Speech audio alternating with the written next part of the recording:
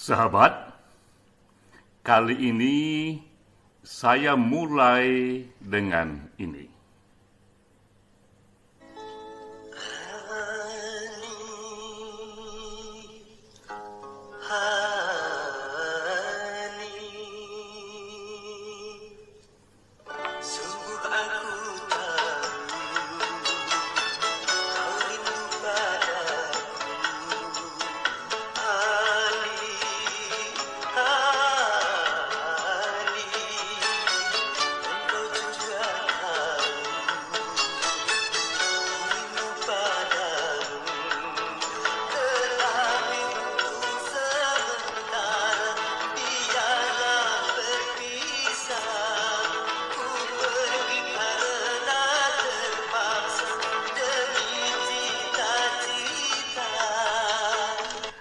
Ini lagu saya dengar di tahun 70-an ketika saya tumbuh remaja.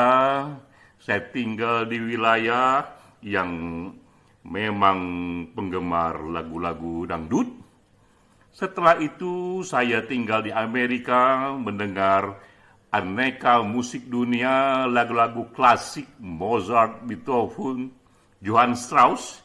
Tapi semua itu tidak menghilangkan jejak masa remaja, lagu-lagu dangdut yang lebih menggugah. Bahkan sampai masa kini, setiap pertemuan komunitas, perjumpaan di tempat kerja, banyak lagu bisa kita dengar, tapi ketika datang momen untuk hangat, momen untuk lebih dekat, maka lagu dangdutlah yang dipasang dan kita pun bisa bernyanyi bersama, berjoget bersama, karena memang ternyata pengalaman saya pribadi dari begitu banyak corak lagu yang pernah saya dengar, dangdut memberikan satu kesan yang mendalam dan memberikan satu hentakan untuk lebih mengajak kita bergoyang-goyang. Ini pengantar untuk diskusi webinar Perkumpulan Penulis Indonesia Satu Pena ke-34. Topiknya adalah Dangdut is the Music of My Country.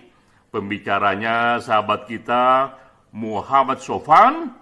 Ia kompeten bicara soal dangdut karena ia mengarang buku Roma Irama, Politik Dakwah Dalam Nada. Peran saya di sini memperkaya diskusi dengan menukik lebih detail ke dalam topik itu, mengangkat satu tema saja, yaitu kritik sosial melalui musik lokal. Kita mulai dari berita. Inilah berita yang berhubungan dengan topik kita, yaitu Sandiaga Uno, Menteri Pariwisata dan Ekonomi Kreatif, mengajukan dangdut ke PBB, ke UNESCO sebagai cultural heritage, sebagai satu dari warisan budaya dunia, karena dipahami, diyakini dangdut ini musik lokal dengan tradisi yang panjang dan juga dengan corak yang khas dapat memperkaya budaya dunia. Ini sudah diajukan di tahun 2021 dan kita akan melihat UNESCO meresponnya di bulan-bulan ke depan. Dan memang kita melihat dalam sejarah UNESCO sendiri, PBB sendiri, sudah pernah meresmikan 12 warisan tradisi Indonesia sebagai warisan budaya dunia. Jadi dangdut ini memang bukan yang pertama, bahkan PBB pun memang, UNESCO pun memang pernah meresmikan 12 tradisi lokal Indonesia resmi sebagai World Cultural Heritage. Ini contohnya, pertama wayang wayang papat, ini wayang orang, itu di tahun 2008, resmi oleh PBB dianggap ini warisan dunia. Juga pernah juga di tahun 2009 itu batik, juga resmi, dan 2010 juga angklung. Ada 12 lebih tradisi Indonesia yang dianggap warisan dunia karena dinilai tak hanya dari jejak sejarahnya yang panjang, tapi juga ciri khas seninya yang kuat yang dapat memperkaya peradaban. Nah, sekarang kita mulai dulu dengan contoh kasus musik lokal negara lain. Ini saya ambil contoh serupa dengan dangdut di Indonesia. Dulu itu di Amerika Serikat bermula sekali musik blues muncul di sana. Dan musik blues ini dipelajari oleh banyak sosiolog. Memang dia tumbuh pertama kali menjadi musik pekerja kulit hitam dari kalangan miskin. Ini musik dari kalangan bawah yang kemudian menemukan ciri khasnya, tumbuh dari bawah, dan khas waktu itu menjadi musik kulit hitam.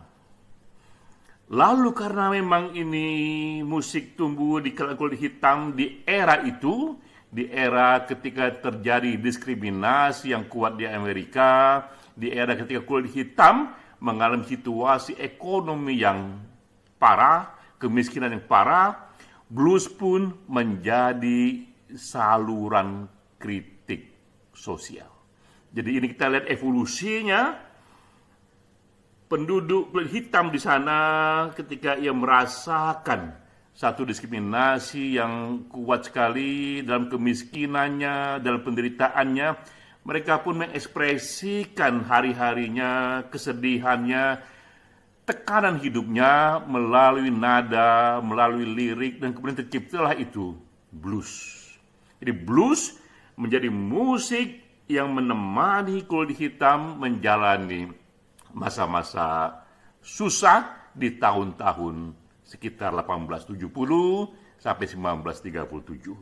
Ini contohnya satu lagu yang dianggap kritik sosial paling keras dan paling puitik dalam sejarah lagu Amerika. Judul lagu blues yang dinyanyikan oleh Billie Holiday di tahun 1939, judulnya Strange Fruit, buah yang aneh. Ini liriknya, kita sama-sama dengar liriknya. Saya terjemahkan seperti ini kira-kira bunyinya. Ada buah yang aneh, tergantung di pohon. Itulah tubuh yang hitam, bergoyang-goyang ditiup angin selatan. Ini kritik yang keras sekali karena buah hitam yang dimaksud di sana adalah tubuh kulit-kulit hitam yang digantung oleh publik setempat, yang digantung oleh para kulit putih tanpa melalui pengadilan. Anak istri melihat itu ayahnya, suaminya digantung di pohon-pohon. Karena begitu sering kejadiannya, akhirnya mereka pun membuat lagu seolah-olah tubuh itu menyatu dengan pohon menjadi buah yang aneh. Ia bergoyang-goyang ditiup angin selatan. Ini lagu yang minta ampun kerasnya, ditulis oleh seorang penyair bernama Abel Meropol di tahun 1937. Saya juga menonton film mengenai ini, dan ini sempat dilarang dinyanyikan di Amerika Serikat karena begitu keras sekali liriknya, begitu tajam sekali menggambarkan situasi penderitaan yang dialami oleh kulit hitam. Jadi kita lihat betapa musik di zamannya itu pernah berevolusi menjadi ekspresi publik setempat menggambarkan situasi yang ia alami. Namun 70 tahun dari era itu, apalagi setelah terjadinya satu gerakan emansipasi kulit hitam, apalagi setelah itu kulit hitam jadi presiden, musik blues pun berevolusi lebih jauh. ia menjadi musik dunia, ia pun juga menjadi musik yang dimainkan kelas atas, dan kita melihat di sini begitu banyak festival blues yang dibuat bahkan di hotel-hotel bintang 5. Tak hanya di Amerika, kita lihat juga di sini, bahkan juga ada di Australia, membuat satu musik festival yang khusus untuk blues.